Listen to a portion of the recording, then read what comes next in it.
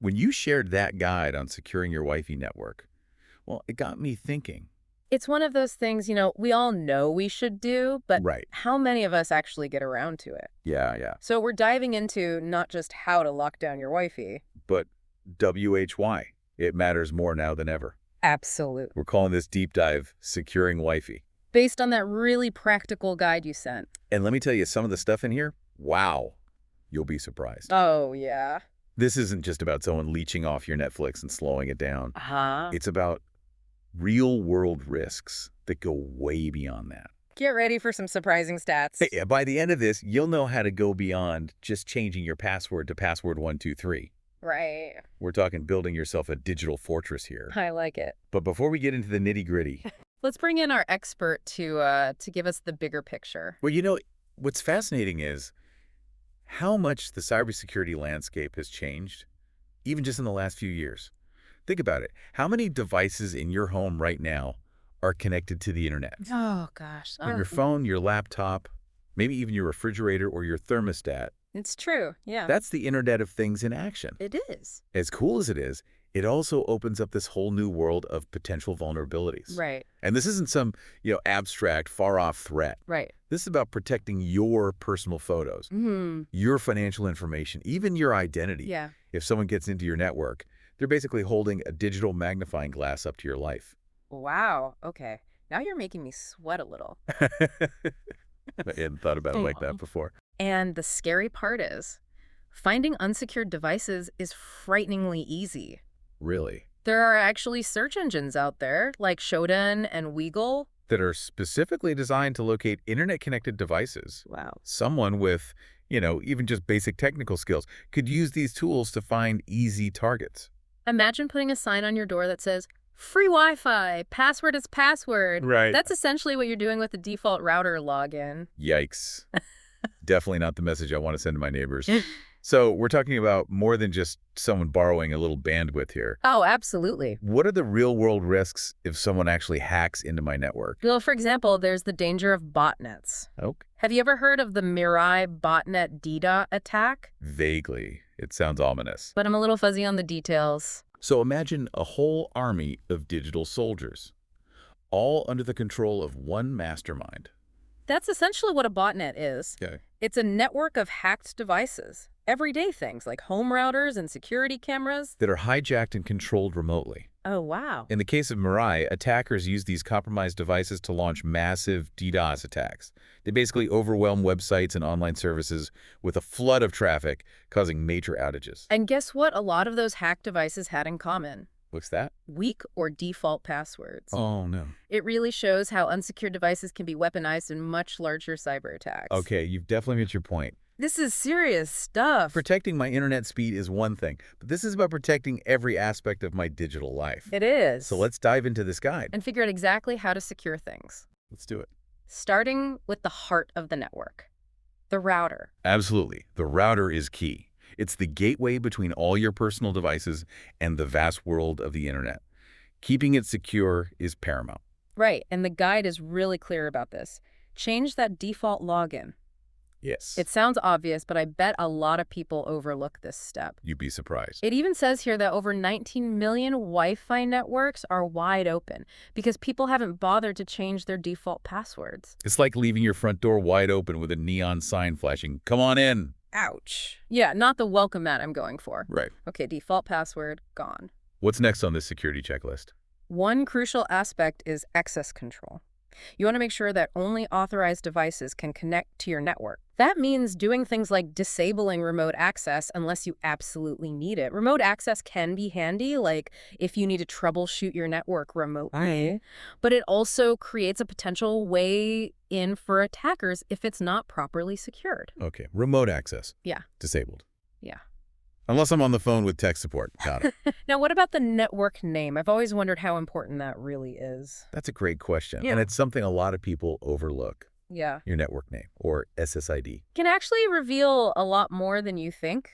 Really? You want to avoid using personally identifiable information, like your last name or your address, in your network name. Okay. It's like handing someone a piece of the puzzle to your personal life. There's actually a funny story about this in the guide. Oh. A guy figures out his neighbor's Wi-Fi password because they use their kid's name as both the network name and the password. Oh, Talk about a rookie mistake, right? exactly.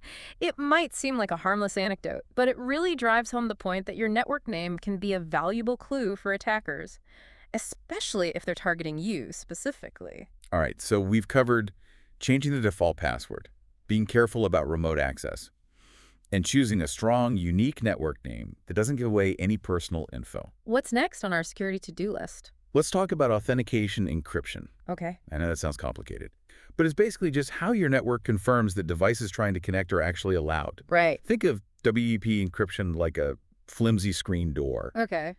WPA like a regular door lock. And WPA2 like a heavy-duty deadbolt with steel reinforcements. So WPA2 is what we're aiming for, maximum security for my digital domain. Exactly. And while we're on the topic of security, the guide also stresses the importance of strong, unique passwords. And not just for your Wi-Fi network. Right. They actually give examples. Contrasting a weak password, like, say, Apple, with something like, and this might be hard to say out loud, Helu WK2038B30. Helu WK2038B30, got it. But seriously, why so complicated? I know it seems random, but there's a method to the madness. Hackers use sophisticated tools that can quickly try common words and predictable patterns. We call this a dictionary attack. So it's like they're flipping through a digital dictionary of passwords until they find a match. Precisely. And they also use something called a brute force attack, which essentially tries every single possible combination of characters. However, the longer and more complex your password is, the longer a brute force attack takes, often making it totally impractical. A strong, random password makes it much harder for these attacks to succeed. So basically, the more random and nonsensical my password looks, the better. You got it. Don't be afraid to get creative. Okay. And definitely avoid using any personal information in your passwords that someone could guess. Got it. No birthdays, pet names, or inside jokes as my password. Check. Now, the guide also mentions something called WPS, or Wi-Fi Protected Setup. It sounds like something you'd want to have turned on. Yes, WPS. It was designed to make connecting devices easier, but unfortunately, it's riddled with security holes. Oh. Think of it as a shortcut that anyone can exploit, including those with less than noble intentions. So we should just disable WPS altogether. In almost all cases, yes. It's simply not worth the risk, especially when we have more effective security measures like strong passwords and WPA2 encryption already in place. Okay, WPS disabled. Noted.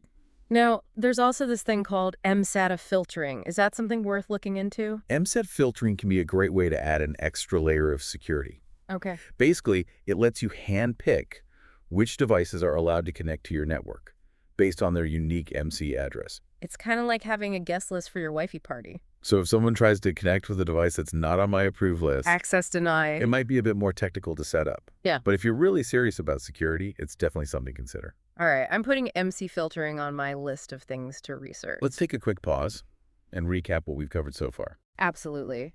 We've talked about changing your default router login, being mindful of remote access, choosing a strong network name that doesn't give away personal information, using WPA2 encryption with a strong, unique, and random password, and disabling WPS. These are your fundamental building blocks for a secure network. It's amazing how much goes into securing a Wi-Fi network. Right. And we haven't even gotten to the real-world risks of what hackers can do if they get through all these defenses. Exactly. Let's take a quick break. And when we come back, we'll explore exactly what's at stake if your network is compromised. Don't go anywhere. So before the break, we're, laying down the foundation Right. for a fortress-like Wi-Fi network. Right. Now let's shine a light on why all of this matters. Okay. What could someone actually do if they manage to waltz past my newly reinforced digital defenses? That's the million-dollar question, isn't it? I have to admit, I'm a little nervous to find out the answer. It's a question we should all be asking. One word. Social engineering. Okay. I've heard that term before. Okay. But how does it relate to my Wi-Fi network? So imagine a hacker, like sitting in a dark room, staring at lines of code, Right. Now, scratch that. It's not like the movies. These days, it's much more subtle. Okay. Let's say someone gains access to your network. They don't have to do anything flashy right away. They can just sit back and observe. Okay. They can see what devices you're using, Mm-hmm. the websites you frequent, Maybe even snippets of your online conversations if you're not using, like, encrypted messaging. It's about gathering information. Yeah, that's, uh, Oh. that's sending chills down my spine. It gets worse. They can take those seemingly innocent details and build a profile of you. Okay. Understand your habits, your interests, even your vulnerabilities. Right. The guide actually had a really creepy example about this. Okay. Picture this. An attacker uses information gleaned from your network to craft a super convincing phishing email or social media message. The goal, to trick you into revealing even more sensitive information, like your passwords or your credit card details. So it's not just about someone snooping around on my network. It's about them using that access as a stepping stone to something much bigger. Exactly. Knowledge is power. And in the wrong hands, the information they glean from your network can be incredibly powerful. Okay, that is seriously unnerving. It's like they're piecing together a digital voodoo doll of my life. Right. And then there's the very real risk of network monitoring. If someone is on your network, they can potentially see everything you're doing online in real time. Everything, even if I have a password on my banking website. It's possible. They could use what's called a man-in-the-middle attack. Okay. Imagine someone setting up an invisible booth in the middle of your online shopping spree. Uh-huh. They can see every credit card number you type, every item you browse. That's essentially what a man-in-the-middle attack is. They might even be able to intercept or redirect your traffic without you even realizing it. Okay, my jaw is officially on the floor. That's terrifying. It highlights why public Wi-Fi networks, like those in coffee shops or airports, can be especially risky if they're not properly secured. Right. You never know who might be lurking on that network trying to eavesdrop on your digital life. You've officially turned me into that person who awkwardly hovers by the router in the corner at the coffee shop, hoping no one will notice I'm doing my online banking. But, seriously, what about at home? Is there a way to protect myself from that kind of monitoring, even if someone manages to get into my home network? Absolutely. Using a VPN or virtual private network is one of the best ways to encrypt your internet traffic and protect your privacy, even on a compromised network. Okay. It's like putting all your online activity in a secret envelope that only you and the intended recipient can open. Okay, so VPN, definitely adding that to my growing list of security must-haves. Now, the guide also mentions something called exploiting devices. What exactly does that mean in this context? Yeah, it sounds a bit dramatic, I know. But essentially, it means a hacker is taking advantage of a weakness or vulnerability in a device or software to gain control of it. Oh, Think of it as finding a backdoor into your system. right. And you might be surprised to learn that many devices, especially those smart gadgets we all love, come with security flaws right out of the box. Oh, no. We're talking about everything from smart TVs and security cameras to refrigerators and even thermostats. Wait, so my smart home isn't so smart after all, more like a sitting duck. It can be, if you're not careful. Okay. The guide points out a very common but often overlooked vulnerability: default login credentials. You'd be amazed how many devices are shipped with the same easily guessable usernames and passwords, like admin and password. Oh, no. Please tell me I'm not the only one who's guilty of that. I've definitely plugged in devices without changing the default login, even once. People in Dines long. It's more common than you think. But here's the thing. An attacker who gains access to your network can then easily scan for devices with those default credentials. Right. And boom, they have a backdoor into your entire system. It's like leaving a key under the mat, except the mat is my entire digital life, not ideal. Yeah. So what's the solution? Do I need to become a cybersecurity expert overnight to secure every single device in my house? You don't have to be an expert, but a little awareness and effort can go a long way. Okay. First things first. Always change those default login credentials on any device that connects to your network. All right. Choose strong, unique passwords. Right. And if you can, enable two-factor authentication for an extra layer of security. I know it might seem like a hassle, but a few extra steps for peace of mind is a small price to pay. Right. Strong, unique passwords, two-factor authentication check and check. What else can I do to make my smart devices a little less, well, exploitable? Keep those devices updated. Okay. Manufacturers are always releasing firmware updates that patch security vulnerabilities, but a lot of people never bother to install them. It's like leaving your front door unlocked just because it takes a little effort to go back and bolt it. Right. Laziness is not a good look when it comes to cybersecurity. So, regular updates for everything, even if it seems like a pain. Got it. Exactly. And don't forget to check for updates on a regular basis. Right. New vulnerabilities are discovered all the time, so it's an ongoing It's a process. lot to take in. It's starting to feel like I need to be on high alert for digital intruders 24/7. It's understandable to feel overwhelmed, but remember, you don't have to tackle everything at once. Right. Take it one step at a time, and you'll be well on your way to a more secure digital life. Okay, that's good to hear because my head is definitely spinning a bit with all this security talk. But before we move on, let's quickly recap those key points for securing smart devices. Absolutely. Change those default login credentials to something strong and unique. Enable two-factor authentication whenever you have the option. And keep your devices updated. Those three things will significantly reduce your risk. Music to my ears. Simple steps, maximum impact. I love it. Now, before the break, you mentioned botnets and how they're used in those large-scale attacks. But how does my smart toaster at home factor into something like that? That's a great question. Remember those vulnerabilities we talked about? Yeah. Like weak or default passwords? Right. Well, once a hacker gains access to a device, they can then use it as part of a botnet. Okay. Essentially, it becomes a soldier in their army of hacked devices, all controlled remotely.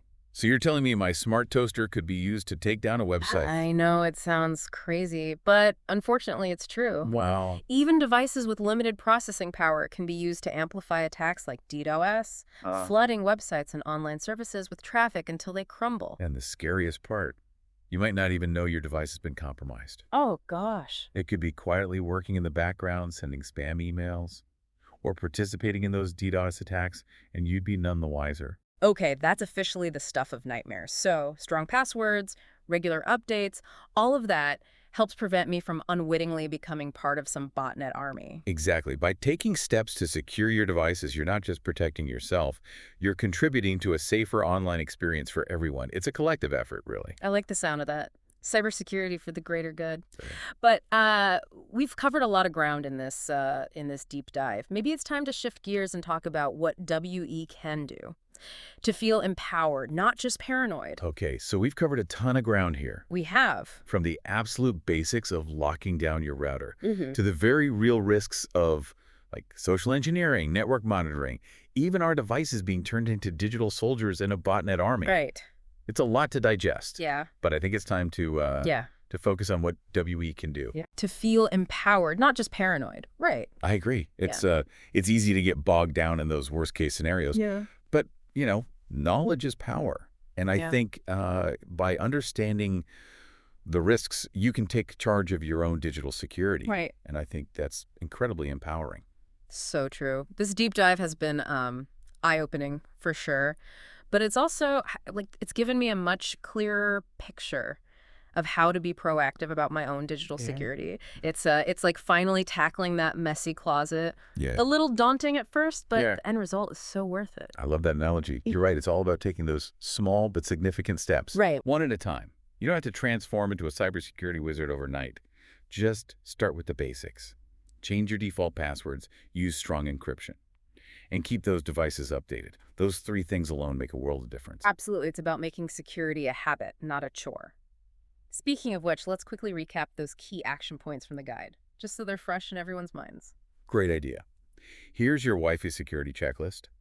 Change your default router login credentials. Disable remote access unless you absolutely need it. Choose a strong, unique network name.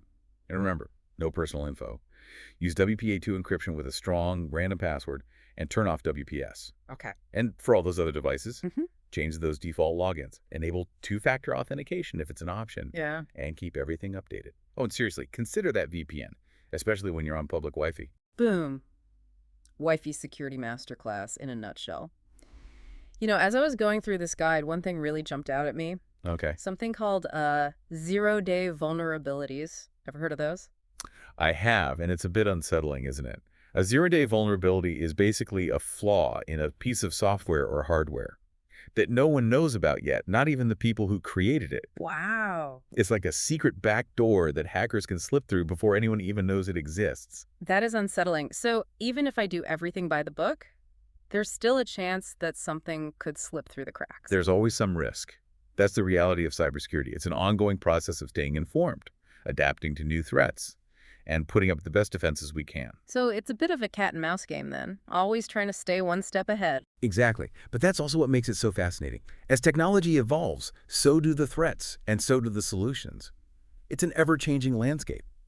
That's a great point to end on, I think. It reminds us that we're all in this together, constantly learning and adapting as we navigate this increasingly complex digital world. So, to our listeners, thank you so much for joining us on this deep dive into Wi-Fi security. We hope you feel empowered to take control of your own digital world and stay vigilant. Absolutely. And remember, even small steps can have a big impact. Couldn't agree more. And on that note, we'll sign off for today. Until next time, stay curious, stay informed, and stay secure.